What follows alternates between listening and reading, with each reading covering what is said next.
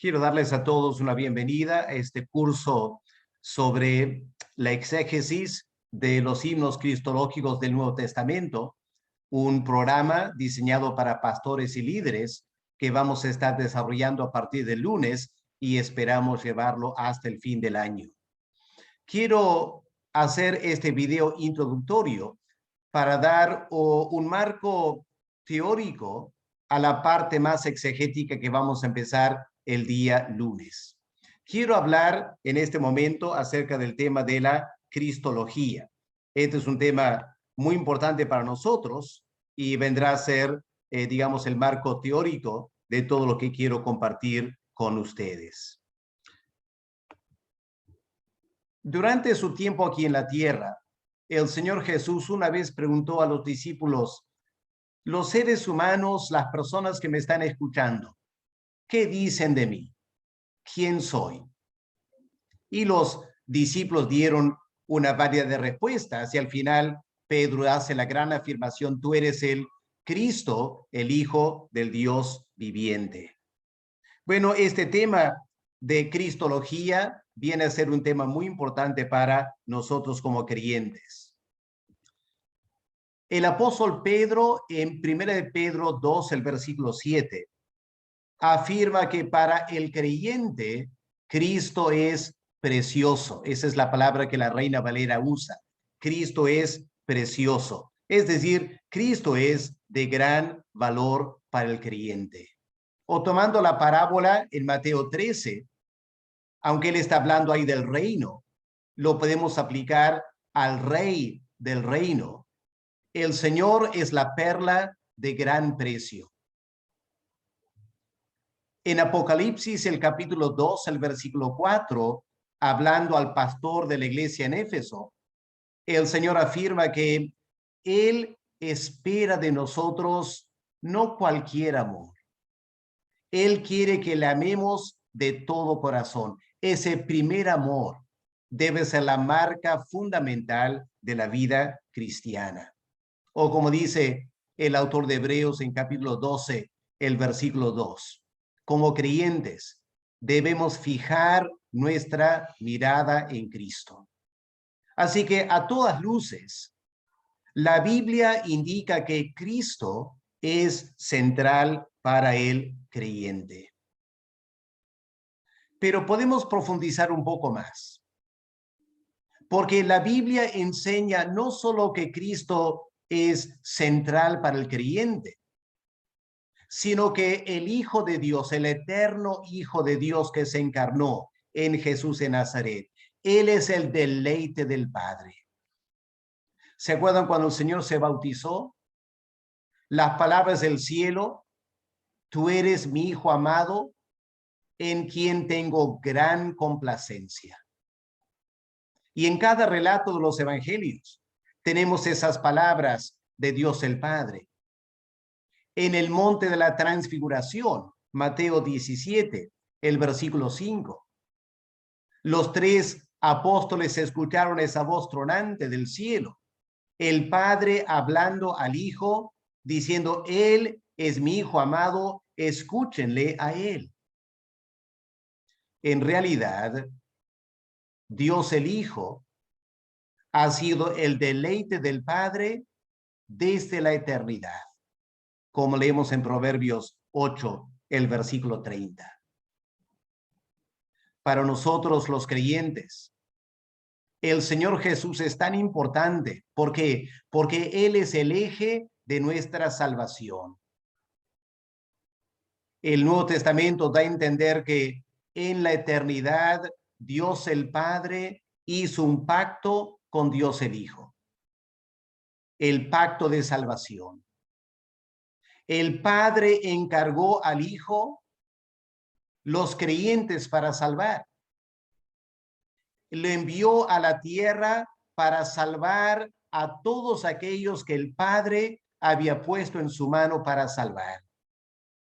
Leemos eso en Juan 17, versículo 1 y 2 y 4 y 5 también. Así que el Señor Jesús vino de la gloria a este mundo para poner en práctica este plan de salvación trazado en la eternidad.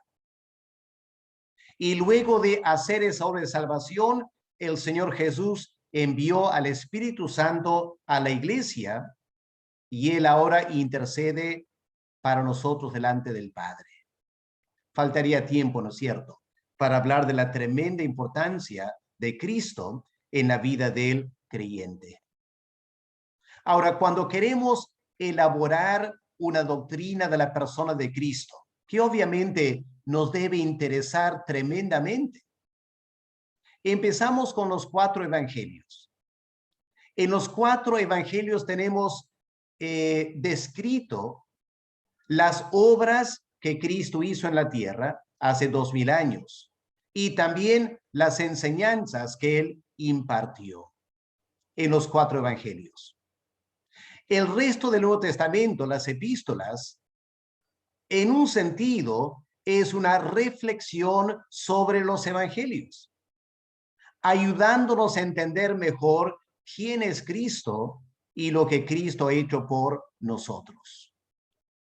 Cuando salimos del marco bíblico y pasamos a la historia de la iglesia, si conocemos un poco la historia de la iglesia, sabremos que en los primeros siglos la iglesia debatió extensamente la doctrina de la persona de Cristo. Atanasio, por ejemplo, ese gran líder del norte de África, él dedicó toda su vida para elaborar y defender una doctrina bíblica de la persona de Cristo. Lo hizo contra Arrio, que negaba que Cristo sea Dios y afirmó que Cristo era nada más que un ángel, un ser creado por Dios. Y Atanasio dedicó toda su vida para elaborar bíblicamente una doctrina sólida de la persona de Cristo. Lo que la teología y la Biblia nos enseña es que cuando hablamos de Dios el Hijo con reverencia, podemos afirmar que la historia de Dios el Hijo desde la eternidad hasta la eternidad está en 3 etapas. No sé si hemos pensado en esto. La primera etapa de Dios el Hijo va desde la eternidad pasada hasta la encarnación. Durante toda esa etapa, Dios el Hijo tenía una sola naturaleza, divina. No tenía cuerpo. Es el ángel de Jehová que aparece en el Antiguo Testamento. La segunda etapa en la existencia de Dios el Hijo empieza con la encarnación y va hasta su resurrección. Cuando Dios el Hijo se encarnó en Jesús de Nazaret, una maravilla ocurrió. El eterno Dios asumió la naturaleza humana. Hay que tener cuidado aquí. No hay que pensar que Dios el Hijo perdió un poco de su divinidad. No. La doctrina bíblica enfatiza que Él asumió la naturaleza humana a la perfecta naturaleza divina. Un gran misterio que a la iglesia le llevó unos 300, 400 años para tratar de definir. A partir de la encarnación, Dios el Hijo ahora tiene 2 naturalezas. O mejor dicho, Jesús de Nazaret, a quien llamamos Cristo, tiene una doble naturaleza. Naturaleza divina y naturaleza humana. Durante la encarnación, ese ser tenía un cuerpo natural al igual que el nuestro, menos pecado. Pero cuando resucitó, la resurrección de Cristo marcó la tercera y última etapa en la existencia de Dios el Hijo, donde ahora tiene las 2 naturalezas, igual que antes, La diferencia es que el cuerpo de Cristo ya no es un cuerpo natural, es un cuerpo glorificado. Estas son las tres etapas en la existencia de el eterno Hijo de Dios. En la cristología, lo que tratamos de hacer es elaborar y profundizar nuestro concepto de esas tres etapas en la existencia de Dios el Hijo. Y cuando estamos estudiando la Biblia, resulta muy importante ubicarnos bien en una de estas tres etapas para no cometer errores en nuestra cristología o en nuestra exégesis. Como entenderán, si la doctrina de Cristo es tan importante, Satanás tratará de atacarla. Y la verdad es que por 2000 años, la doctrina de Cristo ha sido fuertemente atacada. Vemos esto ya en el Nuevo Testamento. Por ejemplo, en 1 Corintios, el capítulo 15, el apóstol Pablo tiene que corregir un error en la iglesia en Corinto. Estaban negando la realidad de la resurrección. ¿Por qué querían hacer eso? Porque en Corinto la filosofía platónica era predominante. Y la filosofía platónica afirmaba que el cuerpo es malo y el espíritu es bueno. Por lo tanto, la meta de todo ser humano es deshacerse de este cuerpo y pasar al mundo espiritual que será perfecto para siempre. Pero cuando la iglesia empieza a enseñar la resurrección de Cristo, eso chocó frontalmente con el neoplatonismo. Y no faltaban aún personas en la iglesia que querían llamarse cristianos, pero negar la doctrina de la resurrección. Y Pablo tiene que corregir eso. 1 Corintios 15. Si avanzamos a 1 de Juan, vamos a encontrar que en la primera carta de Juan, el apóstol está luchando contra otra herejía cristológica. La herejía que negaba la encarnación, que afirmaba que Jesús de Nazaret era una suerte de fantasma. Aparentaba ser humano, pero no lo era. ¿Por qué no? Porque la filosofía platónica afirmaba que el cuerpo humano es malo, pecaminoso de por sí, y por lo tanto era inconcebible para los neoplatónicos que el eterno Hijo de Dios, Espíritu, se pueda encarnar en realidad. Y surgió esta herejía, que Juan tiene que luchar contra eso, y en parte escribió 1 de Juan para contrarrestar esa herejía cristológica. Cuando avanzamos al segundo siglo de la historia de la iglesia, encontramos que la iglesia primitiva tuvo que luchar mucho contra la tendencia del neoplatonismo y también contra el gnosticismo. El gnosticismo afirmaba que Jesús no era plenamente Dios, era un Dios con D minúscula. Y era un Dios enviado del Dios perfecto, y todo un sistema gnóstico que atentaba contra la plena divinidad de Cristo. Y la iglesia tuvo que luchar por muchos años contra estas tendencias para elaborar una doctrina solvente y bíblica de la persona de Cristo, que vamos a mencionar en un momento. Pero para el siglo XIX, la teología liberal empezó a cuestionar los grandes credos de la iglesia. Credos como el de Calcedonia, que afirmaba la verdadera divinidad de Cristo y la verdadera humanidad de Cristo. esa definición de la persona de Cristo, que había durado unos 1400 años en la iglesia, el siglo XIX, la teología liberal la empezó a cuestionar. Es interesante que la crítica que hicieron a esa doctrina, que para nosotros es la doctrina ortodoxa, la criticaron por dos razones. En primer lugar, por razones bíblicas, y en segundo lugar, por razones teológicas. En primer lugar, durante el siglo XIX, la teología pasó por una etapa que se llama la alta crítica.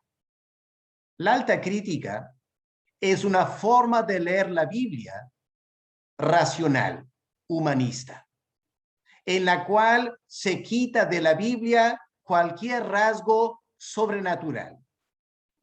Ahora, varios pensadores aplicaron ese principio a los evangelios, queriendo, según ellos, llegar al Cristo de la historia, porque el argumento era que la iglesia primitiva había inventado una suerte de mito acerca de Jesús de Nazaret, alegando que era divino.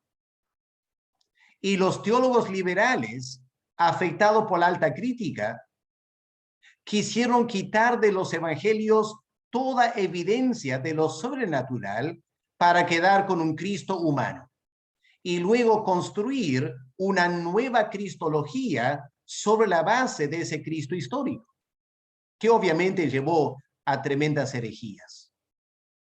En segundo lugar, hicieron una crítica al método teológico. Por 1400 años, la iglesia cristiana aplicó lo que podemos llamar una cristología desde arriba, un método teológico. La cristología desde arriba. ¿Qué significa eso? Que empezamos definiendo y suponiendo la divinidad de Cristo y luego bajamos a la humanidad para ver cómo interpretamos la humanidad de Cristo a la luz de su divinidad. Ese es un método teológico en la cristología que se llama desde arriba. El siglo XIX, los teólogos liberales quisieron cambiar el método teológico y aplicaron un método teológico desde abajo, lo opuesto. Empezaron con la humanidad de Cristo. Y a la luz de la humanidad de Cristo, se preguntaron en qué sentido podemos hablar de él como divino. Y la conclusión a la cual llegaron era que Cristo no llegó a ser, entre comillas, divino hasta que resucitó. Otra vez una tremenda herejía. Así que en el siglo XIX se libraron grandes debates cristológicos girando alrededor de estos dos temas. ¿Cómo interpretamos la Biblia y cuál método teológico debemos aplicar?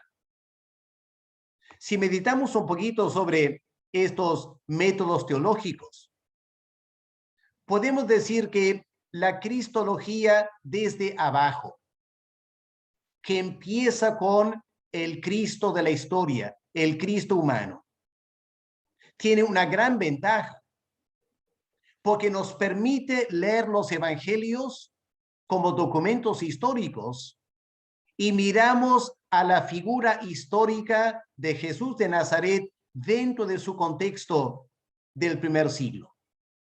Cómo pensaba, cómo fue formado como judío, cómo interpretaba el Antiguo Testamento. La cristología desde abajo toma eso como su punto de partida y es excelente porque nos permite realmente entender a Cristo en su contexto histórico. Pero el método cristológico desde abajo conlleva un gran peligro.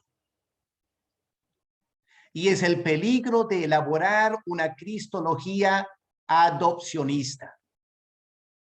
Verán que en este curso Yo he pedido que ya tengan cierta formación teológica, porque vamos a estar enseñando a un nivel superior al seminario. Y por eso es importante que manejen estos temas en la medida que puedan hacerlo. ¿Qué es el adopcionismo? Una herejía que surgió en los primeros 2 o 3 siglos de la iglesia cristiana, que decía lo siguiente: que Jesús de Nazaret nació un ser humano común y corriente, y hasta los 30 años no era nada más que un ser humano. Pero cuando se bautizó y el Espíritu Santo vino sobre él, esta herejía cristológica del adopcionismo afirma que en ese momento del bautismo el Logos divino, es decir, el eterno Hijo de Dios, adoptó a Jesús de Nazaret, y a partir de ese momento era divino. Claramente es una herejía. Pero cuando hablamos del método teológico desde abajo, que corre el riesgo de una cristología adopcionista, no estoy hablando de un adopcionismo ontológico, sino un adopcionismo psicológico. Es decir, argumentar que Cristo no se dio cuenta que era divino hasta en algún momento en su vida. Es decir, esta postura afirma que desde el momento que nació era divino, solo que no se dio cuenta que era divino, y que en algún momento dado en su desarrollo humano llegó a entender que era divino. Ahora, aquí hay un peligro, ¿no es cierto? Un peligro de tener una suerte de cristología adopcionista en el término de la psicología de Cristo. Eso es un peligro. Ahora, la otra metodología, una cristología desde arriba, también tiene sus ventajas. Obviamente, una cristología desde arriba que parte desde la divinidad de Cristo nos permite enfatizar ese punto doctrinal. Empezamos desde el comienzo con un Cristo divino. Pero este método también corre un riesgo: el peligro de elaborar una cristología docética. Y una vez más repito, no un docetismo ontológico. No estamos diciendo que Cristo simplemente aparentó ser humano y realmente era totalmente divino, sino hay otro peligro de un Cristo docético en la práctica. Me explico. Pregúntense, ¿por qué en la Iglesia Católica se enseña a orar a la Virgen María o orar a los santos? ¿Por qué no oran a Cristo? El argumento es el siguiente: vamos a orar a María y a los santos porque ellos sí nos entienden, porque son seres humanos. Pero Cristo, Él es tan divino que Él no me entiende. Bueno, eso es una cristología docética. Esas personas tienen un Cristo que solo aparentó ser humano, pero que realmente no era un ser humano. Nunca sintió como un ser humano. Y por lo tanto, cuando yo tengo luchas en mi vida cristiana, ¿para qué voy a Cristo? Él no me va a entender. Ahí está el problema. El problema de una cristología desde arriba, que sobreenfatiza tanto la divinidad de Cristo, que perdemos de vista su humanidad. Así que en la cristología hay estos dos métodos: desde arriba, desde abajo. Cada uno tiene sus ventajas y cada uno también conlleva ciertos peligros. Uno de los grandes peligros quizás para la iglesia hoy en día es el peligro de cuestionar los credos antiguos de la iglesia. Permítame leer aquí para ustedes parte del credo de Calcedonia.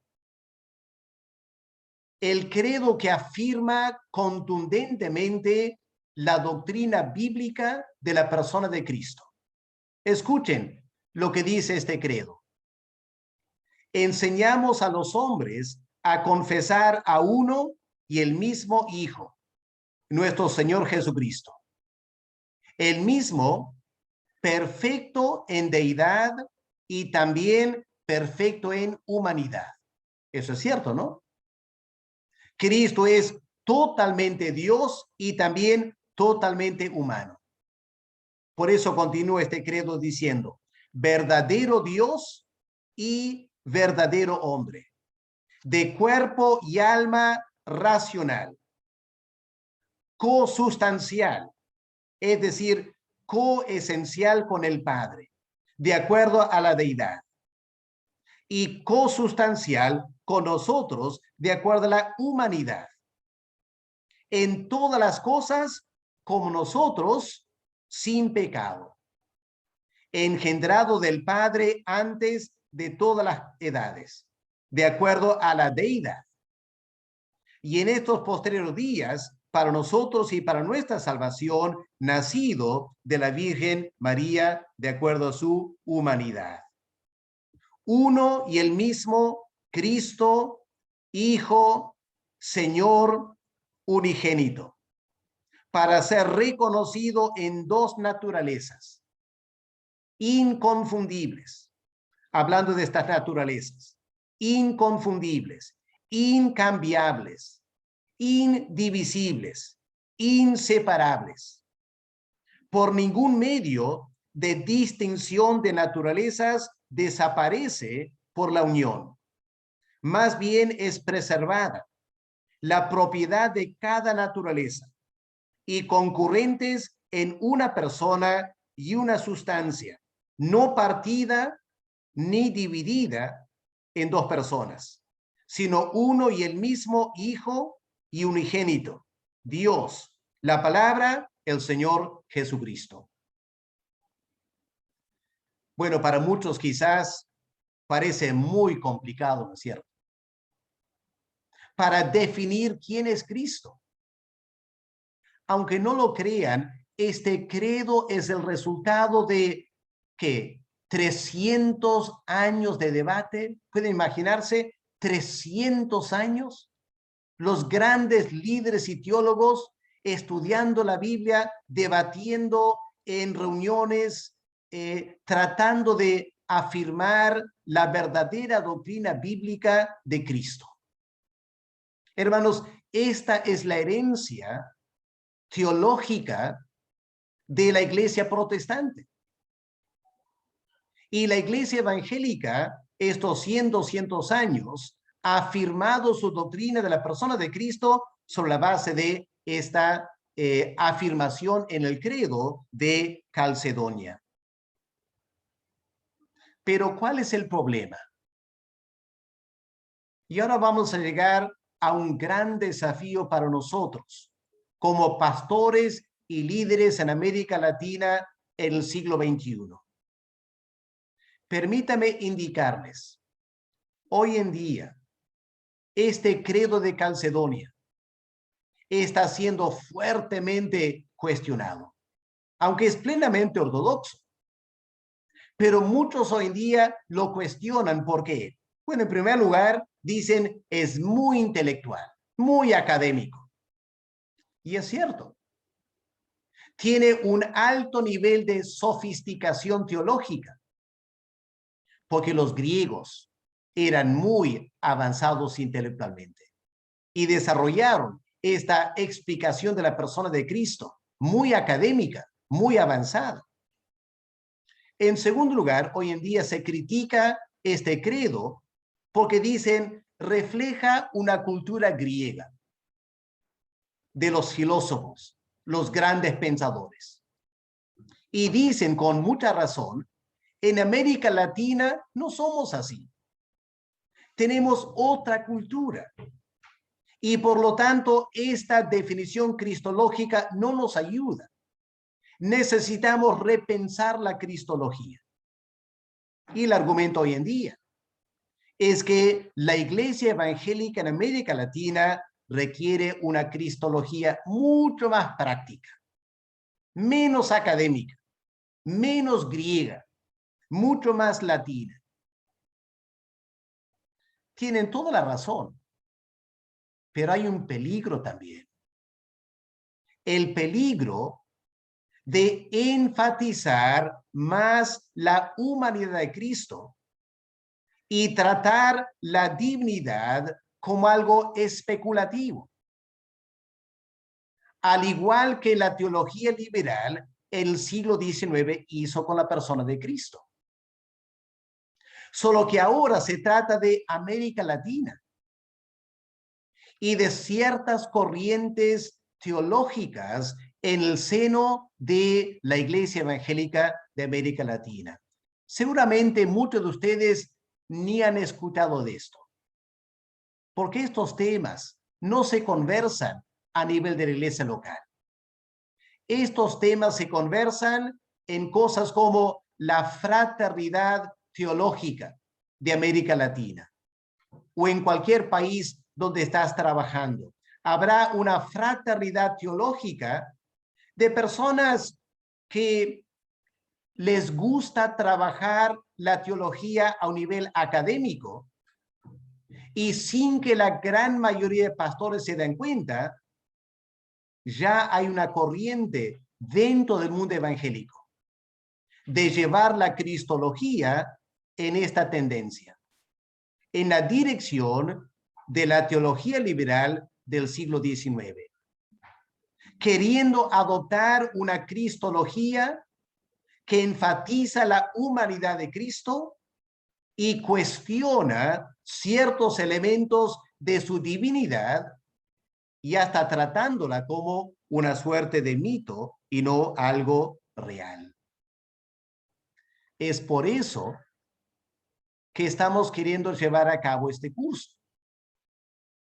Porque a lo largo de 2000 años, lo que ha brillado como un faro en medio de tremendas tormentas teológicas están estos himnos cristológicos. Estas grandes afirmaciones bíblicas de quién es Cristo. Y hoy en día más que nunca es importante como pastores y líderes que manejemos bien la exégesis de estos himnos cristológicos. Por ejemplo, en Colosenses 1, del versículo 15 al versículo 23, el apóstol Pablo nos define la persona y obra de Cristo. En Filipenses 2, del 5 al 11, tenemos otro himno cristológico. En Hebreos, capítulo 1, del 1 al 4, de igual modo, tremendas definiciones de quién es Cristo. Primera Timoteo 3, el versículo 16, si buscan en sus Biblias, van a ver que parece una estrofa de un himno.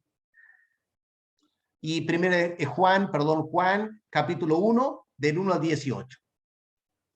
Ese prólogo del Evangelio que afirma: en el principio era el Logos, y el Logos era Dios. Y vamos a estudiar ese prólogo para examinar la cristología que subyace esa enseñanza. La motivación de este curso es doble. Quiero ayudarles a entender como pastores y líderes el tremendo valor de la exégesis, especialmente cuando se trata de un tema tan polémico, lamentablemente, como la persona de Cristo, nuestro Salvador. Tenemos que aprender a hacer buena exégesis del texto bíblico. Y en segundo lugar, tenemos que prepararnos como pastores y líderes para enfrentar las luchas teológicas que se nos avecinan en América Latina en las siguientes décadas. Una lucha que ya empezó, pero empezó a través de libros que quizás ustedes nunca han leído, pero valdría la pena leer. Me refiero, por ejemplo, a el libro de Ulises Oyarzún, pastor chileno que trabaja ahora en México. El Evangelio perdido de Jesús. Noten dos cosas.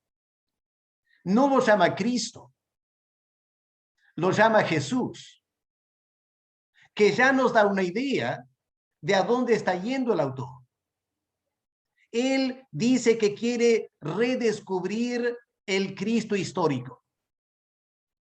Y habla aquí del Evangelio perdido de Jesús, argumentando que como la iglesia ha sobreenfatizado su divinidad, hemos perdido de vista su humanidad, y él presenta en este libro un enfoque totalmente o bastante diferente a la figura de Cristo que nosotros conocemos. Pero es un pastor que tiene mucha influencia en la juventud, a través de su música, a través de su forma muy bromista de enseñar. Tiene muchos seguidores en la juventud de América Latina. Y ellos, los jóvenes, ya están leyendo este libro, afectando sus mentes en cuanto a la persona de Cristo. Otro libro, por Jesús Adrián Romero, el mentor de Oyarzún.